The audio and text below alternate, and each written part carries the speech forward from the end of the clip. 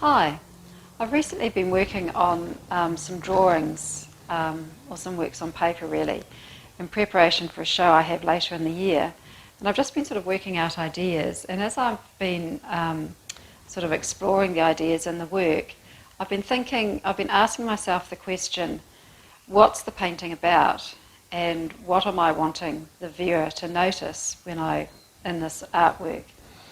And that's got me thinking about what people notice and why people notice certain things.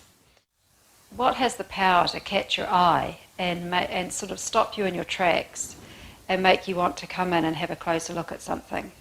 Because that's sort of that's what we want to do with our art. It's going to be on the wall, perhaps in a gallery or something. And it's going to be with other works, and you want your work to have the power to stop people and make them want to come closer and have a look. If you're walking along and you're going for a walk, what makes you stop and look at something a bit closer rather than just pass it by? And really, what does that is differences, things that you haven't seen before or things that are different from what you've seen before. So if you imagine, if you were walking down the street and all the houses on each side of the street were all exactly the same and they were all, say, brown houses, and then one of the houses was say blue, you would notice that blue one, and that blue one would be drawing your eye, would catch your eye. If you were walking down a street and everybody was wearing black and there was one person who was wearing brown perhaps, that person who's wearing brown is going to catch your eye because everybody else is wearing black. It's not so much that you like brown, it's because it's different from everything else that in that context. So when we are making our art, this is the question we have to decide what it is that we're offering the viewer.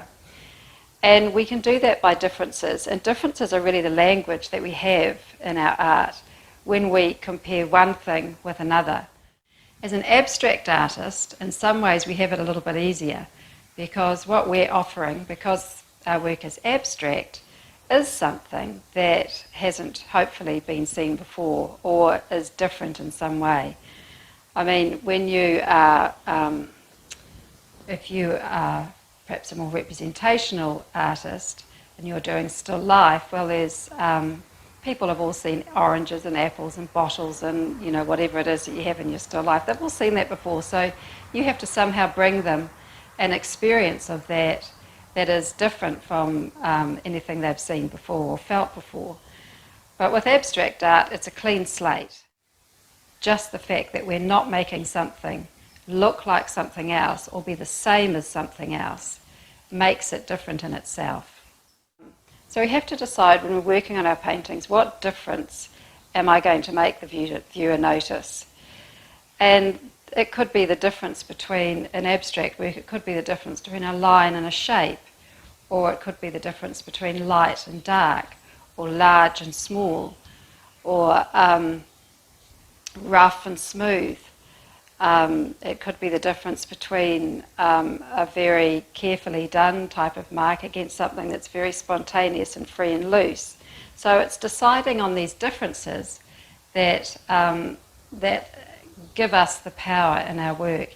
And when we get clarity around what difference we are honing in on in a particular work, then you can look at the work and you can quieten down all the other differences that you have going on, and make the strength come from just showing people the difference between this and that. And that's when work can get really powerful. So these are the works that I've been working on, and the differences that I'm trying to focus on here are the difference between these little photographs, these photographic images which are fine and delicate, and then the sort of rough, much more freer, textured, bold type marks and effects that I'm getting with the paint. And this is my challenge with these paintings, is to try and make that difference, with the way that I use the paint, I'm trying to make the photos look even more delicate and intricate, because I'm not being delicate and intricate with the paint, and that's the difference I'm trying to create here. The challenge in these works, and that's really the challenge in all our work, is getting clear on what it is we want the viewer to notice. And with that clarity comes strength. When the viewer can come up and be very clear what it is you as the artist are drawing their attention to, then it has power and strength. And that's what we're trying to achieve in our work. And at the end of July, I'm going to be doing a free workshop about differences and gaining clarity and providing strength in our work. So keep an ear out for that. I'll be talking about it over the next month, and you can, if you come over to my Facebook group, the Upbeat Artists, that's where you can hear more about that workshop that will be coming up towards the end of July. Okay, well, have a good painting week. I hope you find some clarity and strength in your work by honing in on what it is that you want the viewer to notice. What differences are you showing in your work? Have a good week.